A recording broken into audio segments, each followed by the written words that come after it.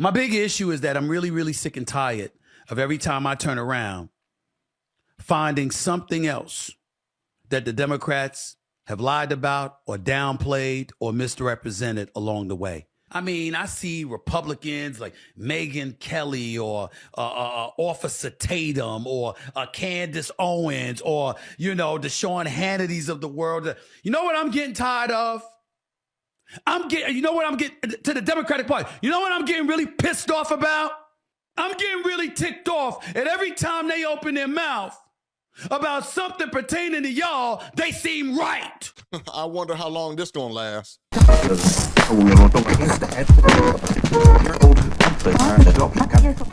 Stephen A. Smith, don't be fooled by this backpedaler. I guarantee you I'm gonna have to make another video as soon as the left gives him backlash, because that's exactly what he does. He totes the fence. He is not to be trusted. He goes wherever the wind blows. He's one of those independent black folks in America that say, I'm independent, to try to disassociate themselves from the things that the Democratic Party stands for, the many ideologies and policies that they stand for. So he stays silent like a coward and doesn't say nothing. But when it's popular, like it is right now because Donald Trump won, then he wants to come out and say the truth and tell the damn truth. I guarantee you he's going to backpedal as soon as the left gives him some pushback. But here he is once again, like he did in the past. I'm going to show y'all the video, once telling black folks, you need to vote Republican at least one time. Every black person in America should vote Republican for at least one election. Stephen A. Smith is joining me now. Stephen, who are you trying to send a message to? Republicans, Democrats, African Americans, all of the above? I'd go with all of the above. That sounds about right, but specifically the Democratic Party from the standpoint that I definitely believe that the black vote has been taken for granted. And primarily the black community is at fault in my estimation in that regard, simply because on one hand, we're giving one party our vote because they've successfully gone about the business of convincing our community that the other party, the Republican Party, is completely against the interest of the black community. And as a result, we've been very transparent in our support. We've bought it hook, line, and sinker. We look at the Republican Party. I'm not talking about every single one of us, of course, but vast majority of black Americans look at the Republican Party as the enemy. We look at the Democratic Party, even tacitly, as our support base. And as a result, we are very transparent in our support for them. So because of it, they have a license to take us for granted. The Republican Party has a license to summarily dismiss us because they believe they'll never get our vote anyway. And then we end up finding ourselves devoid of any kind of representation whatsoever because nobody is really competing to garner our vote and our support. So I said what I said because I wanted folks in my community to stand up and recognize that if you go to a house or you go buy a car or whatever the case may be, you don't just see something you want and say, I want that. Tell me what the price is and I'll pay for it. Somebody has to flatter you in order to garner your dollars and your support. I think the same should apply to politicians who represent us. Why can't he stay consistent in being like that? Why can't he continue to tell the damn truth and let black folks know, stop being subjected and victims to the party that 99% of y'all continue to keep voting for?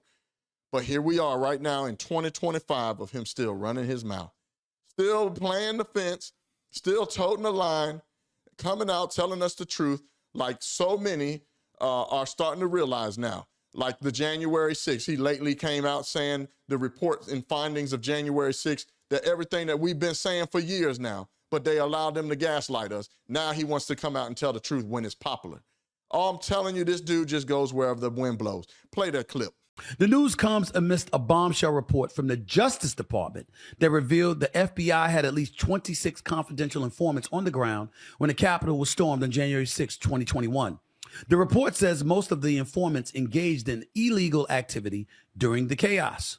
The Justice Department says only 3 of its 26 informants present had been instructed to observe potential domestic terrorist suspects on the day of the riot. The rest of the 23 appear to have gone to the Capitol on their own accord. Upon hearing news of the report, Vice President-elect J.D. Vance posted the following on X, quote, "For those keeping score at home, this was labeled a dangerous conspiracy theory months ago," end quote. Didn't hear anything about that for the election. Didn't hear anything about that when the quote-unquote insurrection was broached by Vice President Kamala Harris as the Democratic nominee. The belief that Donald Trump was a danger to democracy and using this as a profound, illuminating bullet point to make that case. So now, once again, here we have him telling the truth again, coming out talking about he regrets voting for the Democratic Party. I'm telling y'all, I do not trust Stephen A. Smith. He's a big forehead, yapper at the mouth. You can't tell if he's coming or going. He does not pick a side. People keep saying that, oh, I think that he's been red-pilled. I think that Stephen A. Smith is starting to come along. No, I'm telling you, he is one of those pro-black jokers that still is being gripped by the woke. As soon as the woke mob gets on him for the things that he's been saying, I guarantee you he'll start backpedaling. So here we go again, him talking about that he regrets voting for Kamala Harris, regrets voting for Joe Biden, regrets voting for the Democratic Party. But at the same sense, while he's talking, he's contradicting himself. I want you to see the clip. Play the clip. And obviously Donald Trump can't run for president again, but if he could, under the current circumstances, could you see yourself voting for him? Quite possibly. I'm not going to sit up there and dismiss that anymore. I think we're beyond that. He would have to prove a lot, Mark. And I'm not talking about policy now. For a second, allow me to say this. What concerned me about Donald Trump and the reason I voted against him and voted for Kamala Harris was because I felt that he would be divisive, that he would create chaos because he demands such a level of loyalty and fealty to him. And that would take priority over governing our nation. That was my concern. And so I'm looking for both sides to work across the aisle from one another. Having said that, when you see some of the things that he said, if he follows through on some of the things that he has said, it's not just about eradicating inflation, improving the economy, obviously controlling our borders. These are all things that I care about, make no mistake about that, and I certainly would support him in that regard. But it can't be just about fealty to him and loyalty to him. It has to be about getting the job done on behalf of what's in the best interest of the American people, as opposed to yourself, and not engaging in the kind of juvenile tendencies, tweeting all the time and going after people who are really much irrelevant in the grand scheme of things. You do things like that and you show that you're the adult in the room, yeah. I don't think anybody could dismiss Donald Trump at this particular moment in time, not just because of him, but because of what we've seen the Democrats do. We're not falling for it any longer. The American people aren't falling for it any longer. I voted Democrat, and I got to tell you something right now. I don't like the fact that I did. I don't like what I'm seeing. I don't want to hear about, oh, we're about law. We're about a law. Nobody's above the law. Nobody's above the law. But then you go out and you pardon your son and you try to blame everybody else for it. I don't want to hear about defund the police. I don't want to hear about, you know what, there should be open borders. I don't want to hear this stuff. And I don't think most of the American people want to hear that. We're thinking about the state of affairs that's in. We're not about America only, but being about America and prioritizing what's going on in this nation with the desolate and the disenfranchised and everybody else in between, and looking out for the best interest of what it is for America. That is not a crime for an American politician or a commander-in-chief or a senator or a congressional figure to have that mentality. I want them to have that mentality. So I think about things along those lines.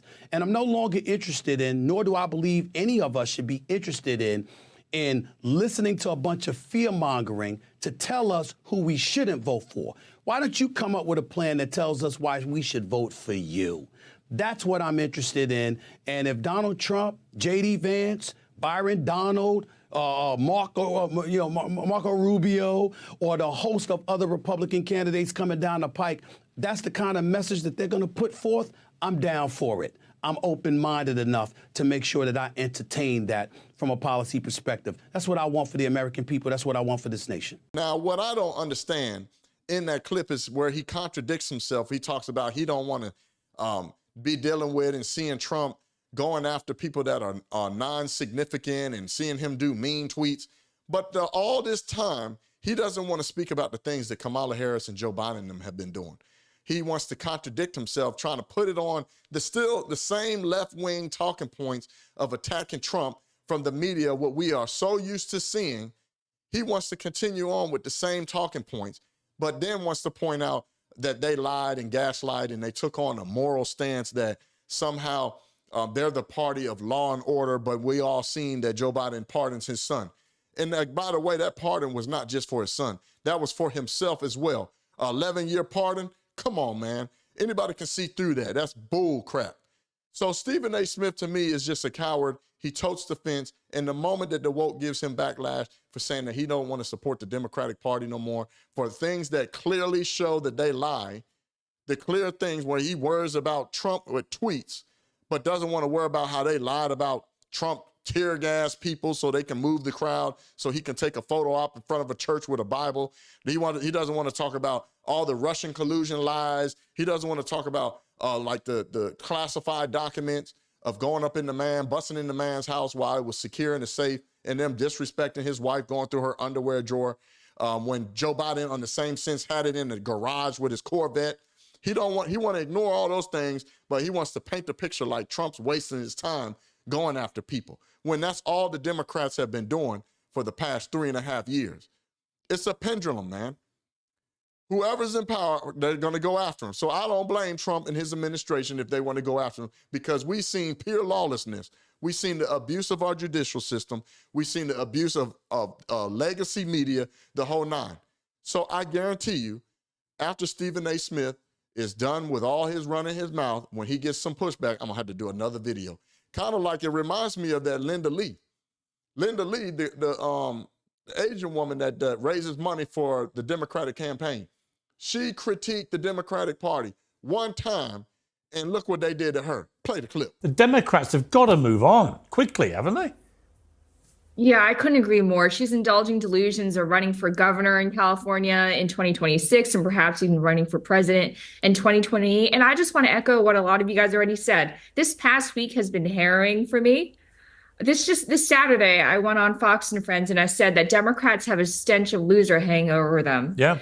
As soon as I said that, there were boycott campaigns against me, unblock, unfollow campaigns. I lost 40,000 followers. Really? In 4 days. People have called me the W word. I don't know what we're allowed to say, but you can fill in the blank. We're uncensored. Let's say it. Say it. Say what the word was. Am I allowed to? Yeah. Well, they called me a whore. They called me the C word. They asked Disgusting. for me to be deported. And you can just search for my name in those terms on X and you'll see a bunch of them. So, all these so-called Democrats, the party of inclusion, the party of diversity, masks off. And it's even worse because they pretend to occupy the moral high ground. They pretend to be, so loving and caring and embracing of diversity. But all of a sudden, when I dare to utter any criticisms of the goddess, Kamala Harris, I get ostracized. Me, after having raised tens of millions of dollars for the party. Either way, the same thing that's happened to her, and she's going to come with the realization, it's going to be this old tap dancing Negro, Stephen A. Smith. He'll be straddling the fence again, backpedaling from his words instead of just standing on what's right, of what all of the American people can see. What he's saying is absolutely true. What Linda Lee is saying is absolutely true. Either way, I'm not going to beat a dead horse. I want to know what your thoughts are. Put it in the comments if it's your first time on the channel. Thank you. Make sure you hit the subscribe button and the notification bell. And for those of you that are already here supporting me and elevating my voice to where it is today, thank you. And as always, I'm going to keep giving y'all that mean tweet commentary. It's your boy, Craig Long 45. You can't make this shit up. I'm out. Peace. Yeah, wait. You're old.